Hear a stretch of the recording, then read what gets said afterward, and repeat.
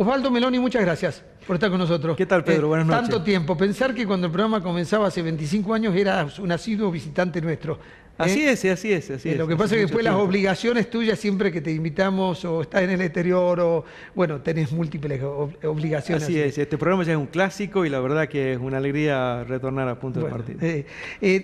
La invitación de esta noche es, en el 2014, fines del 2014, fuiste autor, entre otras personas, de un libro que se llama Investigación sobre la economía de la delincuencia en Argentina, que lo tengo en mis manos, cuyas conclusiones ya lo tocamos con Ana María Cerro en su momento, cuyas conclusiones me parece que son buenos volverlas a poner sobre la mesa, ¿no? Porque ustedes de alguna manera plantean que la delincuencia es un buen negocio.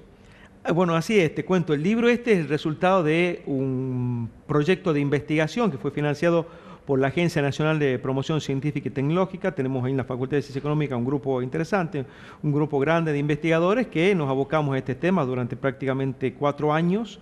Entonces estuvimos no solamente recabando información, sino, por ejemplo, uno de los capítulos también hicimos una encuesta para que el público se ponga al tanto de lo que estaba ocurriendo. En esa época se hablaba de sensación de inseguridad, como todos sabemos y estamos sufriéndola, no había tal sensación, era una realidad. Entonces, y como no había datos de delincuencia, desde el 2008 el gobierno anterior había directamente no reportado ningún tipo de estadística sobre delincuencia. Se hablaba de que había una estigmatización, que no había que reportarlo. Finalmente eliminaron todo tipo de estadística, con lo cual era muy difícil tener alguna política. Es como romper la brújula. ¿Para dónde vamos si no sabemos dónde estamos parados?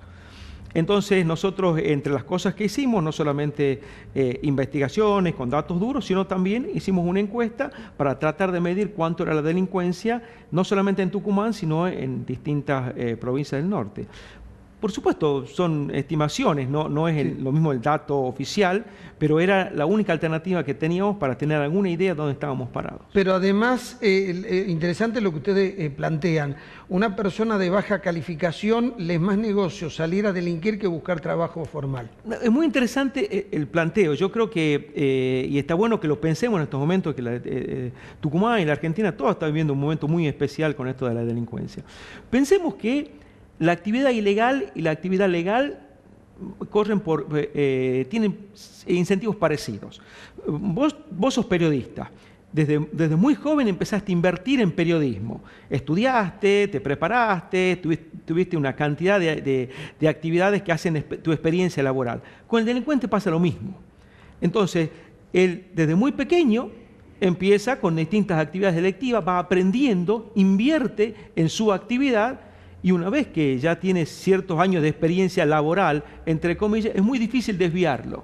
Lo mismo te pasaría a vos, si yo te digo en este momento, Pedro, deja de ser economista y dedícate a otra actividad, vos dirías, no, yo toda mi vida fui periodista, invertí, dediqué toda mi vida a esto, no sé hacer otra cosa.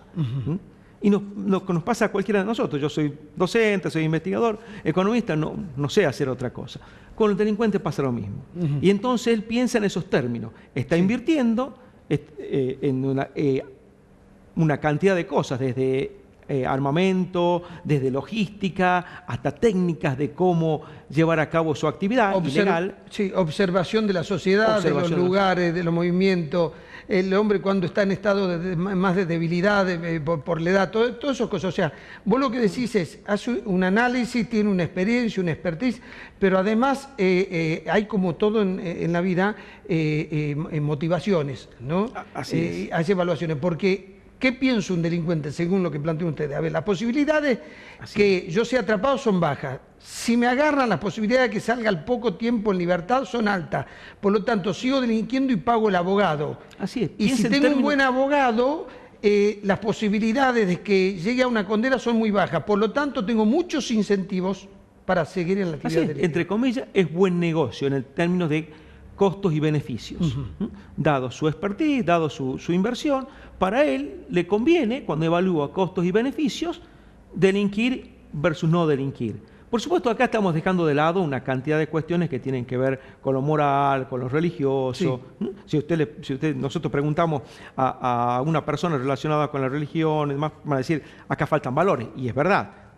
Pero pensemos que en el margen, para un dado nivel de valores, para un dado nivel de de creencias, en el margen piensa en términos de costos y beneficios. Cuando los beneficios son muy altos y los costos son muy bajos, entonces existe una probabilidad muy alta de que haya una actividad delictiva. Osvaldo, hay todo un pensamiento que dicen que en realidad el que sale a delinquir es porque tiene hambre, porque es pobre y no tiene otra posibilidad.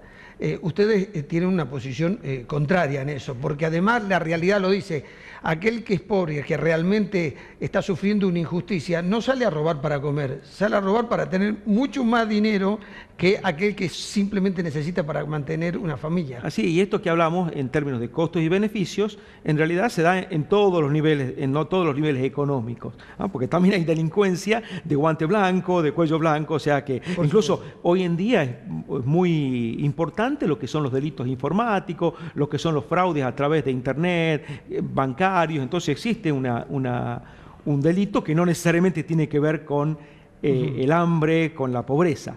Sin embargo, también vimos que cuando hay niveles altos de desempleo, aumenta el delito. ¿Y por qué?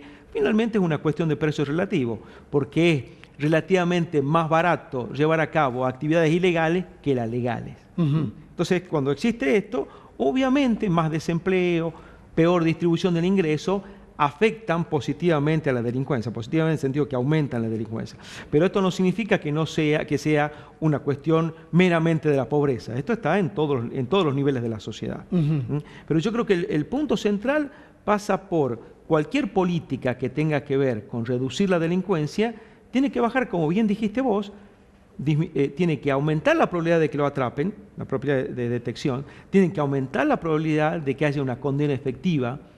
Entonces, si nosotros no tenemos eso, difícilmente va a haber una baja de la delincuencia. Aparte, obviamente, que una buena política de seguridad es igualdad para todos, para que puedan llevar un tránsito social en donde se puedan educar, puedan desarrollar sus capacidades, encontrar un espacio en el mercado laboral y después pongan de parte de ellos todo el esfuerzo que pone el resto de la comunidad para procurarse un ingreso. Tal cual. Eso. Ahora, a mí me llama la atención que algunos dicen, sí, hay mucha delincuencia porque hay mucha pobreza, pero también hay en la sociedad muchos mecanismos de asistencia que harían que disminuyan. Sin embargo, pareciera que no. Bueno, que no nosotros también hicimos un trabajo que no está precisamente en este libro, pero nosotros mostramos en un trabajo que los planes sociales pueden ayudar en algún nivel muy bajo a desviar, disminuir la delincuencia. ¿Pero en qué niveles? En aquellos niveles en donde la persona ha hecho una inversión muy baja, pequeños hurtos, por ejemplo.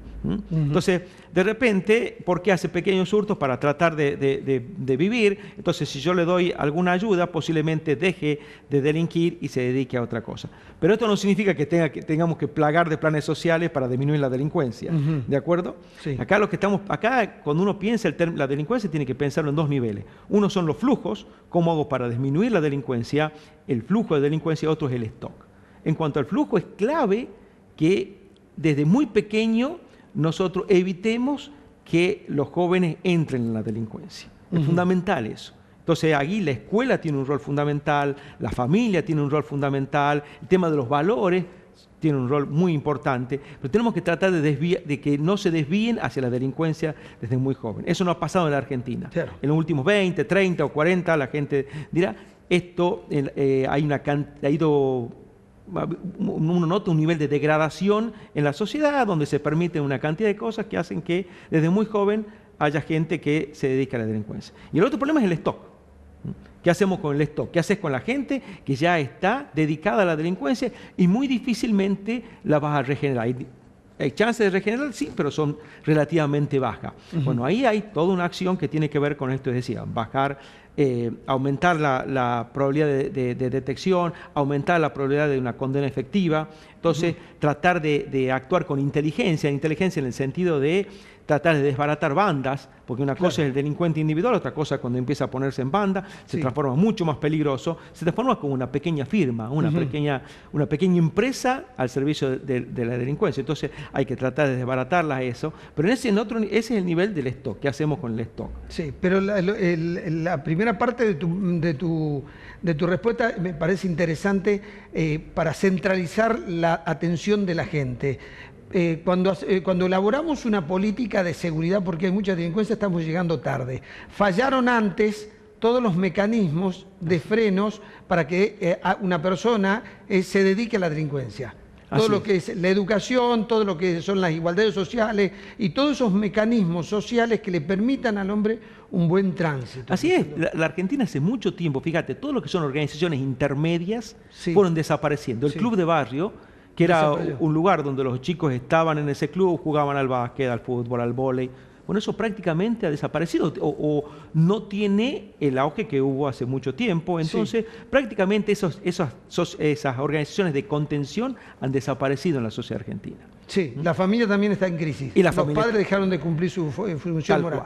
La educación también está en crisis. Y instituciones religiosas, había una cantidad de gente que iban a las parroquias, eso desapareció, o en todo caso disminuyó notablemente. Entonces, todos esos, de alguna manera, frenos que tenía la sociedad para con la delincuencia fueron cayendo, fueron disminuyendo, y entonces la Argentina hoy nos encontramos con niveles de delincuencia altísimos. Altísimos. Y para terminar la conversación, lo que vos decís del stock, y en el tema del stock, esto de que ser más efectivo, poner más pena, hay un problema, hay toda una sociedad culposa, y sobre todo los jueces son culposos, porque tienen tantos privilegios, esto del 82% móvil, de que no pagan ganancias, tienen tantos privilegios que son como culposos, entonces tratan de condenar lo menos posible, ¿me entendés? A veces a los delincuentes por esto, porque sienten que ellos son los ganadores del sistema y los otros son los perdedores.